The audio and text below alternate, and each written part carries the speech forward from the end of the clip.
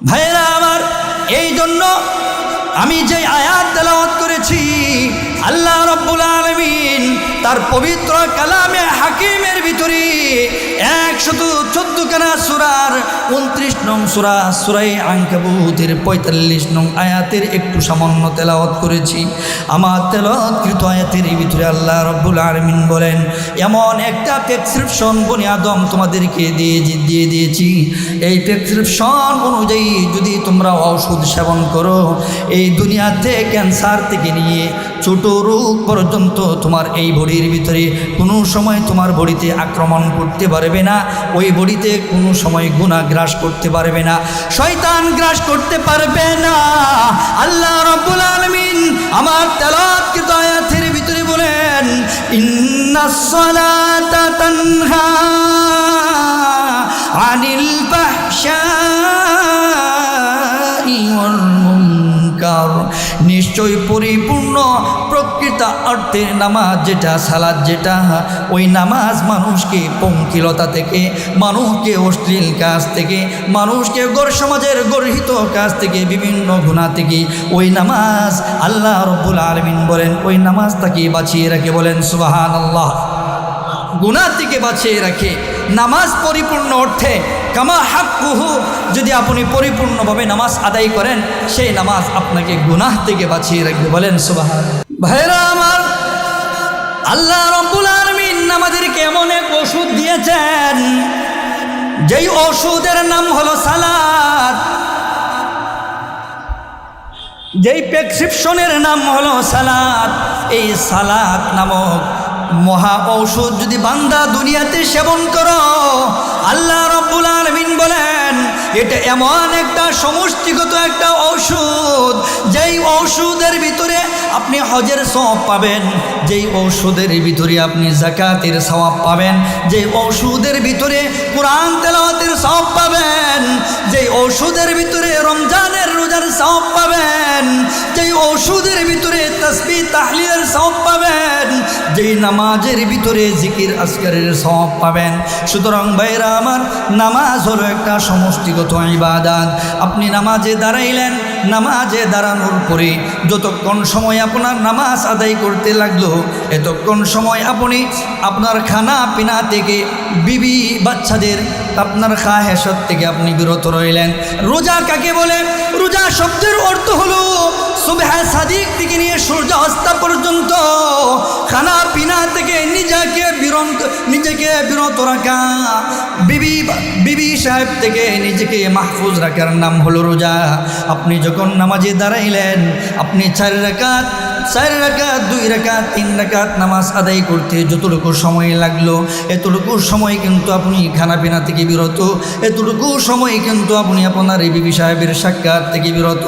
সুতরাং ভাইরা আমার, আপনি যখন নামাজে দাঁড়াইলেন, নামাজ রত অবস্থায় রোজার সওয়াব আল্লাহ রাব্বুল আলামিন দিয়ে দিবেন। বলেন সুবহানাল্লাহ। নামাজের ভিতরে হজের সওয়াব পাবেন। আমরা নামাজ পড়ি কোন দিকে ফিরে? আওয়াজ দিয়ে বলেন, আওয়াজ দিয়ে কোন দিকে ফিরে নামাজ পড়ি? ক্যাবলার দিকে পড়ি, ক্যাবলার দিকে পশ্চিম দিকে ফিরে নামাজ আদায় করি। যারা লাখ লাখ টাকা খরচ করে বাইতুল্লাহ জিয়ারতের জন্য যায়, এরা কিন্তু খানায় কাবার চতুর্দিকে কিন্তু তাওয়াফ করে, অর্থাৎ তাওয়াফ না করে সে হজের সওয়াব লাভ করতে পারে না। এক কথায় খানায় কাবাকে সামনে নিয়ে তার তাওয়াফ করতে হয়।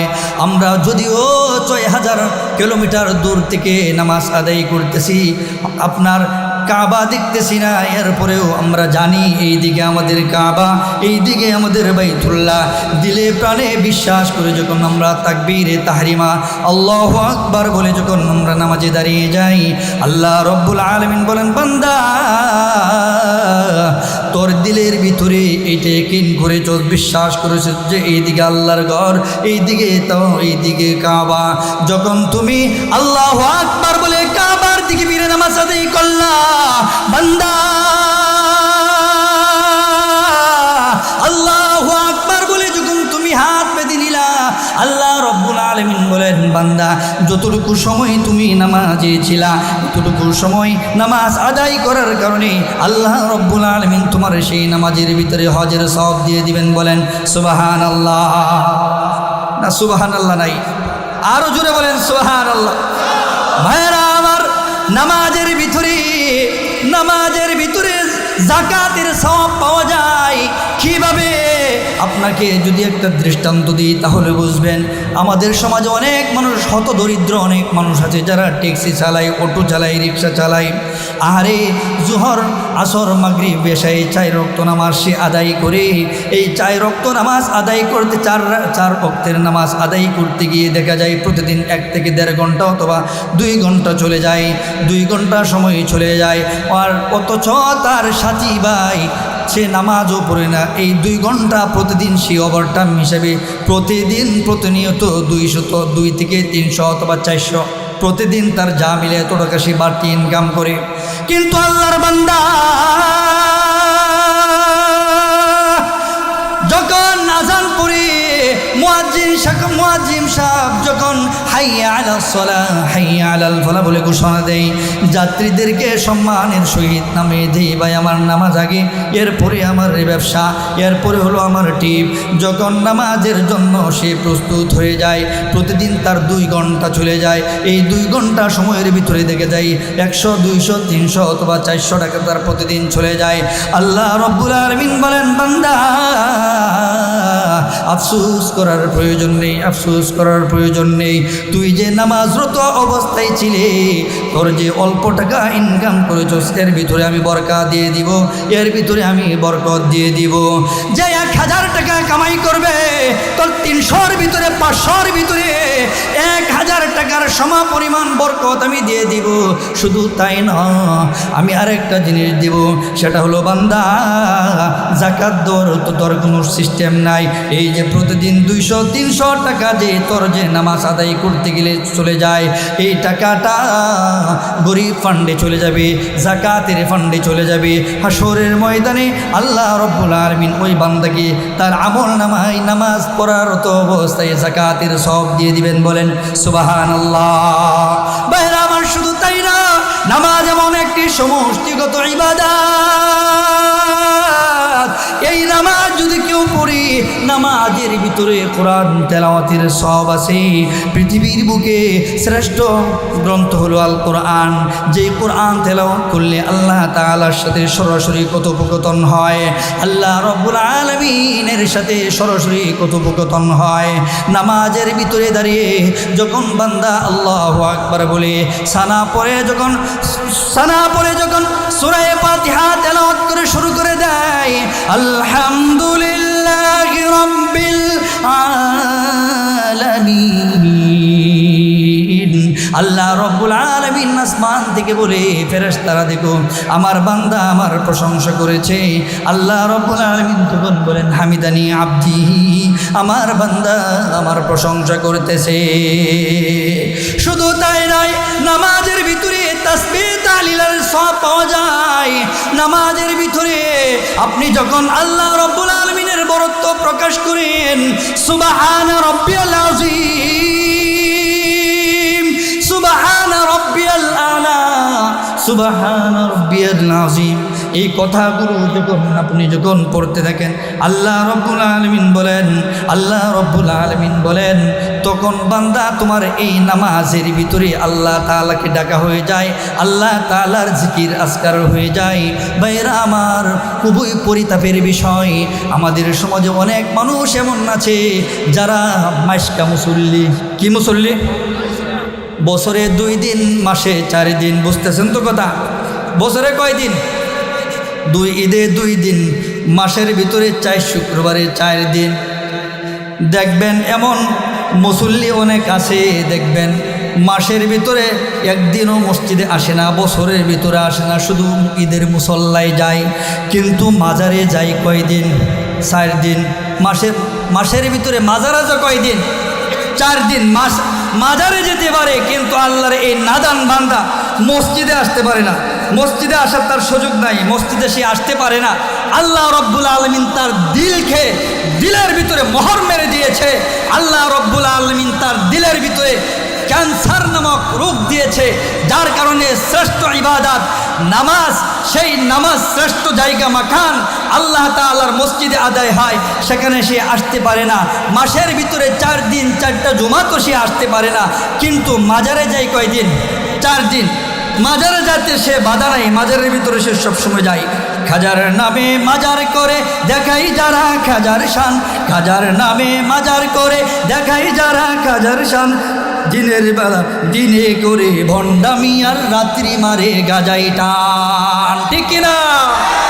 খাজার নামে মাজার করে দেখাই যারা খাজার শান, খাজার নামে মাজার করে দেখাই যারা খাজার শান, দিনে করে ভণ্ডামি আর রাত্রি মারে গাজাই টান, দিনে করে ভণ্ডামি আর রাত্রি মারে গাজাই টান।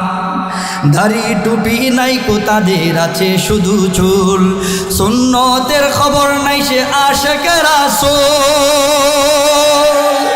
দাড়ি টুপি নাই কো তাদের আছে শুধু চুল, সুন্নতের খবর নাই সে আশিকে রাসূল।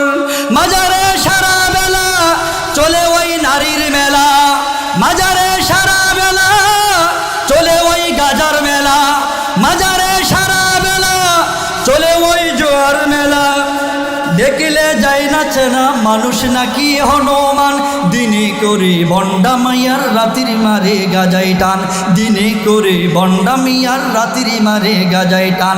খাজার নামে মাজার করে, বলেন খাজার নামে মাজার করে দেখাই যারা খাজার শান, দেখাই যারা খাজার শান, দিনে করে ভণ্ডামিয়ার রাত্রি মারে গাজাই টান, দিনে করে ভণ্ডামিয়ার রাত্রি মারে গাজাই টান। নামাজ রোজার দার দারে না পর্দা সে তো নাই, নামাজ রোজার দার দারে না পর্দা সে তো নাই, মুরিদেরা সেজদা করে বন্ড পীরের পায়, ঠিক না? নামাজ রোজার দার দারে না পর্দা সে তো নাই, মুরিদেরা সেজদা করে বন্ড পীরের পায়।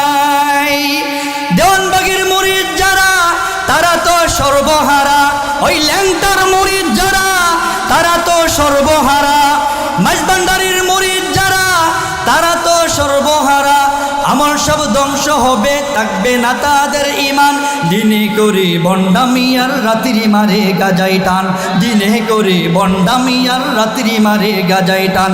খাজার নামে মাজার করে দেখাই যারা খাজার শান, দেখাই যারা খাজার শান, দিনে করে ভণ্ডামি আর রাত্রি মারে গাজাই টান, দিনে করে ভণ্ডামি আর রাত্রি মারে গাজাই টান। আল্লাহ রব্বুল আলামিন আমাদের সব ভাইকে মাজার পূজারীদের থেকে হেফাজত করুন, ঈমান আমল নিয়ে বেঁচে থাকার তৌফিক দান করুন, বলুন আমিন।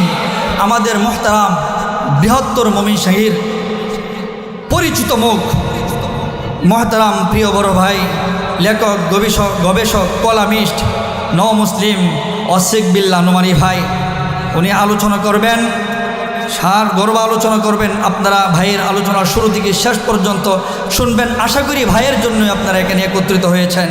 আল্লাহ রব্বুল আলামিন সব ভাইকে ভাইয়ের পরিপূর্ণ আলোচনা শোনার তৌফিক দান করুন, বলুন আমিন। ওয়া আখির দাওয়ানা আনিল হামদুলিল্লাহি রাব্বিল আলামিন।